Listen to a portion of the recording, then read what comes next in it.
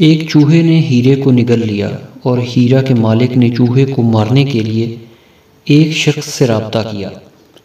जब शिकारी चूहे को मारने के लिए पहुंचा तो वहां 1000 से ज़्यादा चूहे इकट्ठे थे, मगर एक चूहा सबसे अलग बैठा हुआ था। शिकारी ने सबसे अलग बैठे चूहे को देखा और उसे मार डाला, और मालकान हैरान थे कि ये वही चूहा था जिसने हीरा निगल लिया था। हैरान हीरे के मालिक ने पूछा, आपको कैसे पता चला कि ये वही चूहा था? शिकारी ने जवाब दिया, बहुत आसान।